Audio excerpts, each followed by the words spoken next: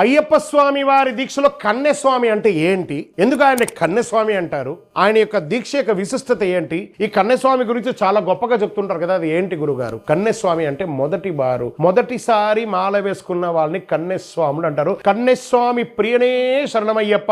శబరిమలలో ఏ సంవత్సరం అయితే కన్నెస్వాములు రారో అప్పుడు నేను వివాహం చేసుకుంటా అని చెప్పి తన వామభాగంలో ఉన్న మగిషి రూపంలో ఉన్న మగిషికి తన పక్కన మంజాంబికగా పెట్టి ఆయన వరం ఇచ్చారు. కాబట్టి ప్రతి సంవత్సరం కన్నెస్వామి పెరుగుతున్నారు. సాక్షాత్ అయ్యప్పకు సమానులే ఈ కన్నెస్వాములు.